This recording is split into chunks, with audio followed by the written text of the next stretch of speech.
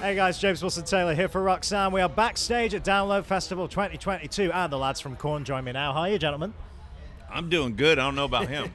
Fantastic. It's great to be back. Yeah, yes. Well, I mean, that's a great place to start. Not only back in the UK, which is always so nice to see with you guys, but back at Donington, back at Download. This is a festival that's been so good to you guys in the past. It must feel really, really nice to be able to be back here for another festival season again.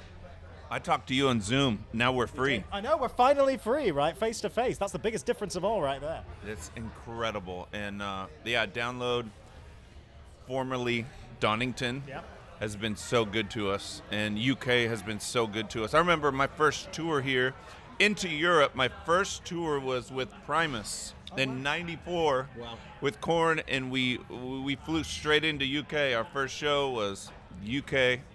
And ever since, it's just been amazing to come back here and yeah, Download Festival and all the fans.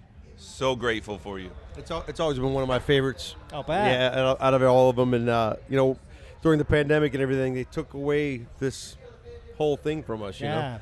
One thing that did do good for us is we made a record out of it. And as I've told I've told you, Brian, I've told Jonathan as well, one of your best. I got to say, really love that record, man. I mean, you guys must be delighted as well, like, because the fans really loved it. Such a lovely reaction, and now, of course, finally getting to play them in front of the people, and that's always such a lovely stage, isn't it? Have you found anything interesting when you've actually got those new songs on stage? Is anything? What are the ones that are really going off, basically? It's so fun because like they're just like you're giving birth to these babies. You know, you're writing these songs and. We're up in the studio in Bakersfield, California. We're just like, what's going to happen? And like when I made this record myself personally, I envisioned like a live crowd. Like I was like rocking out like, what would this sound like live? Because, you know, we love playing these songs live. Yeah, no, absolutely. It's always nice. I imagine Start the Healing must go off particularly hard as well, especially when you see the success that's been having, particularly out in the States as well. Why do you think it is that one in particular that's really kind of connecting with the fans? Because it really seems to be connecting well with everybody. Brian, why? I mean, the title of the song, The State of the World, the state of society's minds and emotions, it just says a lot, you know? And so we needed to start the healing out of that stupid pandemic and all the pain it caused. Yeah, so true. No, you've tapped into a universal feeling there, I think, for sure. Nice to see how you kind of were able to launch the record as well. I want to ask you a little bit about the Requiem Mass show and things like that, because like I love seeing what everyone's been doing in terms of launch shows, all those kind of smaller stripped back things and all the live stream things we talked about before and stuff. But tell me a little bit about that. I mean, what a beautiful setting and a way to actually play a record like that. I passed that church 1,000 times living in Hollywood, you know, and never been inside it, so that was amazing, you know. To have a record release party, we wanted to do something special, you know, and that church is, putting like red lights in there. The pastor was so cool. She's like, I think we're going to start leaving some of the red lights in here because we made it look so cool, you know. But, you know, with the choir and the horn section, we had Richard Gibbs, you know, help us out. Yeah. He helped Jonathan out. He helped Korn out on the Unplugged. He helped Jonathan out on a solo tour. Like, he's been around for quite some time now, and just his input on everything was really cool to add, you know, that dynamic to rock songs, you know. We did with Richard Gibbs. We did the release for Issues. Wow! Oh yeah. At the Apollo Theater in New York. What was it? It's Brooklyn or no? The Bronx. I wasn't there. I think it's the Bronx, but I get those two confused. But oh yeah, you weren't there. But yeah, Q. Yeah.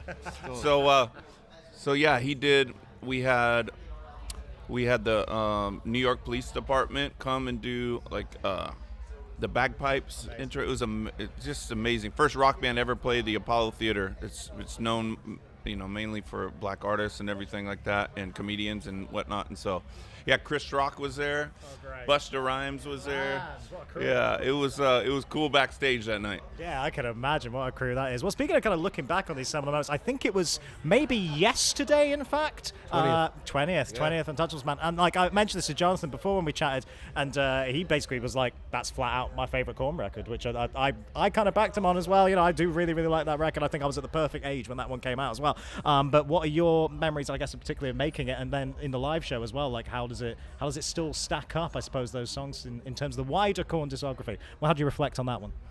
Oh man. Oh man. So It's not my favorite. Interesting. Complete contrast to Jonathan. I love that. I like the record a lot. I think it's really good, but I love Here to Stay. Yeah. That opening of that riff, those guitar tones we got, you can't match them. They're just like, it's ours forever.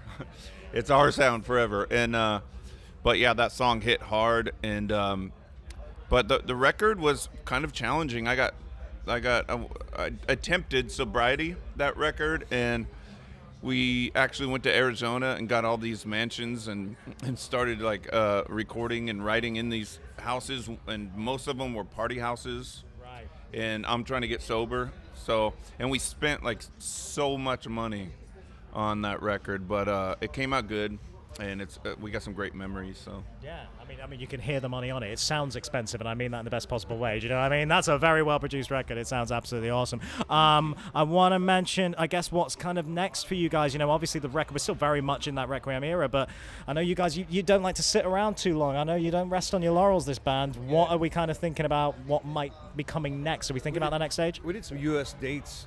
And we did some tours, which were great. And we're doing another one this summer with Evanescence. Yes, love that lineup. It's going to be great. And we're having a blast over here. Like, we haven't been over here this long in a long time. So this is like a 6-week run for us almost. Yeah, amazing. So we're doing like headlining venues. We're doing some festivals, everything in between. It's awesome.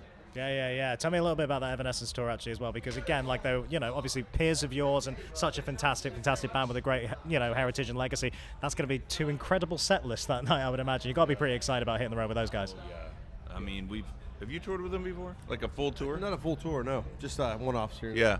So we've, I don't think I have either. Really? So right when I left, Evanescence toured with Korn. I was kind of bummed. I love Evanescence, but we've done a lot of shows with them. But yeah, it's going to be a cool mix. Amy's a big fan of ours, and I guess we influenced her growing up, and I love her voice, man. Yeah. I've always loved it. And I told her before, when I was like messed up on drugs, I was blaring that Bring Me to Life song, and it was like talking to me, you know what I mean? And so that's what I needed. I needed a new beginning, you know. And so a lot of cool connections there. Ray's like good friends with the drummer, Real Hunt. Yeah, they're all Real Hunt. Real Hunt.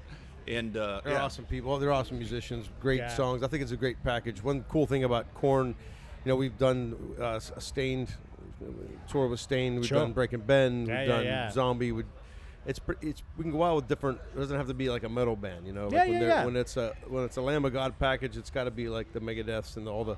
But with us, it's kind of cool. Like, you know, we can be with different bands. You guys even did like Ice Cube back in the day and stuff Amazing. like that. Snoop Dogg. It's like Snoop Dogg, Tool, Korn. That was great. Man, awesome. That's a tour package right there. No, really, really exciting lineup. Look forward to seeing that. Guys, I'm going to let you go and get ready for this massive show this evening. Have a great time. Welcome back to UK. Great to see you back at Donington. We'll catch you again soon. Really good to see you. Appreciate you. Out of the cage. We're in real life. See you guys. Come on, everybody.